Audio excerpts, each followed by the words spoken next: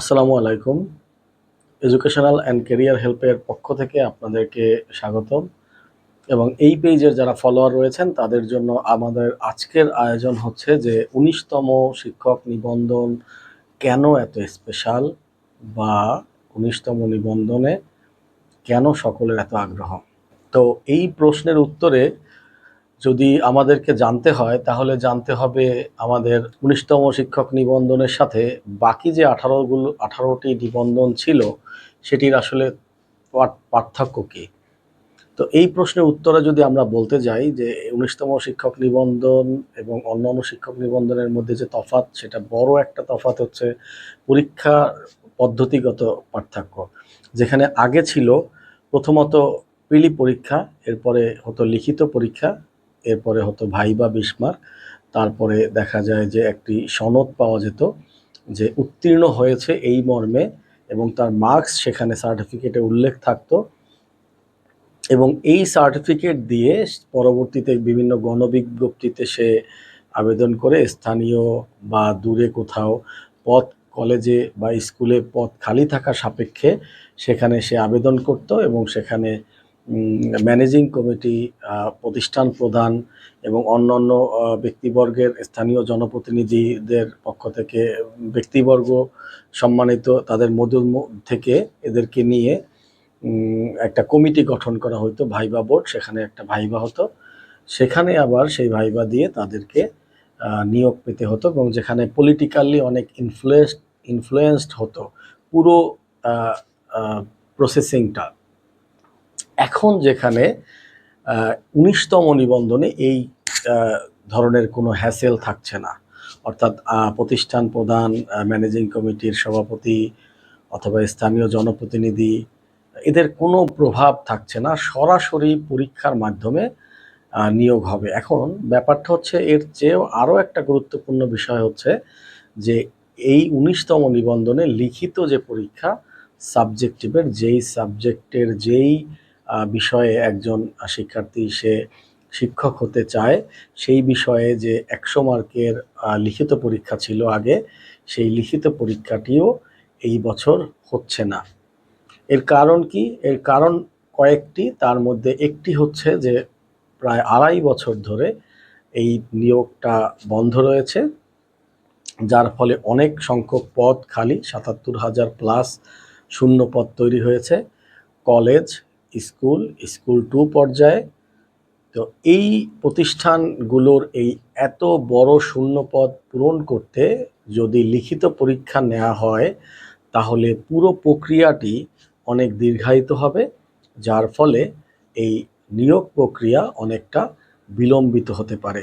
যার ফলে সরকার এই দ্রুত নিয়োগের জন্য, যাতে এই প্রতিষ্ঠানগুলো খুব ভালোভাবে তাদের সার্বিক কার্যক্রম পরিচালনা করতে পারে, এজন্য ১০০ মার্কের একটা লিখিত পরীক্ষা এমসিকিউ আকারে হবে বাছাই পরীক্ষার পরে।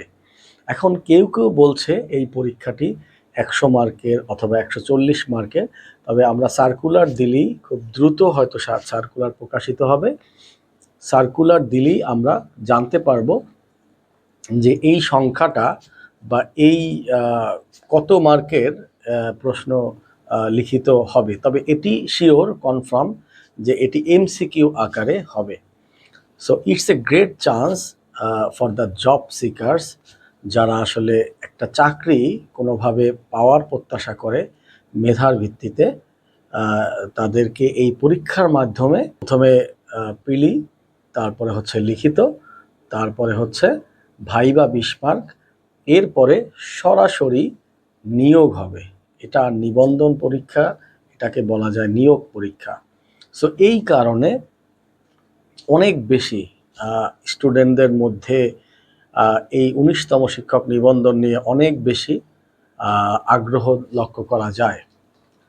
সো আপনাদের কি করণীয়? আপনাদের এই এডুকেশনাল অ্যান্ড কেরিয়ার হেল্পের পক্ষ থেকে আমরা আপনাদেরকে বলতে চাই, আপনাদের করণীয় হচ্ছে নিজেকে প্রস্তুত করা। আপনি যদি এইচএসসি কমপ্লিট করে থাকেন তাহলে পূর্বে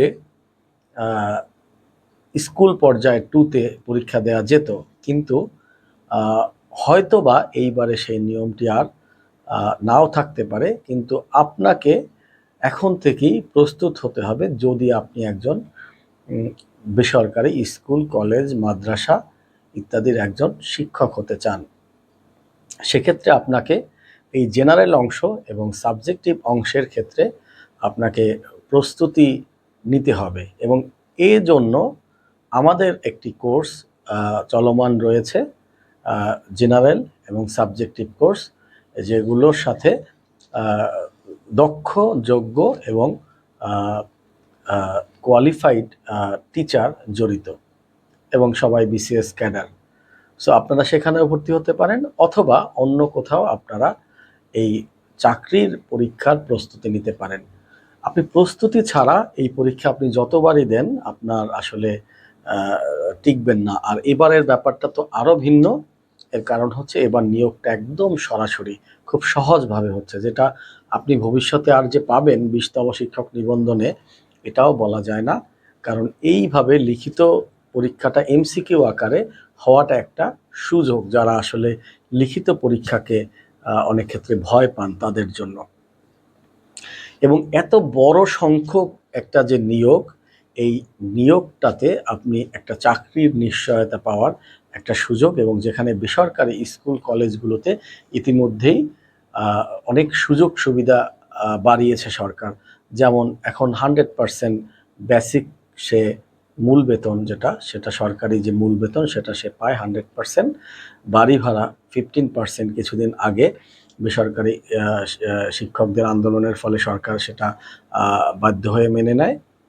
এবং এছাড়া মেডিকেল অ্যালাউন্স, এবং ইন ফিউচারে আপনার এই শিক্ষকদের সুযোগ সুবিধা বৃদ্ধি করার ব্যাপারে সরকারের অত্যন্ত ইতিবাচক দৃষ্টিভঙ্গি রয়েছে।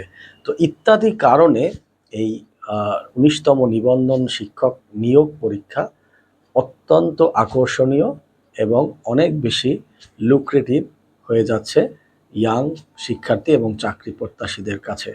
সুতরাং আপনি যদি এই চাকরিটি পাওয়ার প্রত্যাশা করেন, সেক্ষেত্রে আপনি অতি দ্রুত নিজেকে প্রস্তুত করেন, কারণ সার্কুলার এসে গেলে যে সময়টা থাকবে আপনি সেখানে নিজের প্রস্তুতিকে সম্পন্ন করা, এটা আপনার জন্য অনেক ডিফিকাল্ট হবে।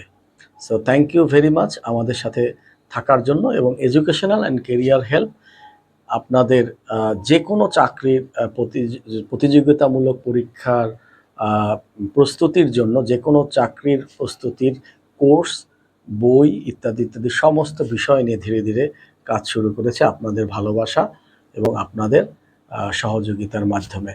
এবং আপনারা আমাদেরকে জানান আপনাদের কোন বিষয়ে সমস্যা, আপনারা কোন বিষয়ে জানতে চান। আমাদের সাথে যোগ্য অনেক শিক্ষক, অনেক মডারেটর রয়েছেন যারা আপনাদেরকে আপনাদের সংশ্লিষ্ট প্রশ্নের উত্তর দিয়ে সহায়তা করবেন। ধন্যবাদ সবাইকে। এডুকেশনাল অ্যান্ড কেরিয়ার হেল্পের সাথেই থাকুন। আসসালামু আলাইকুম।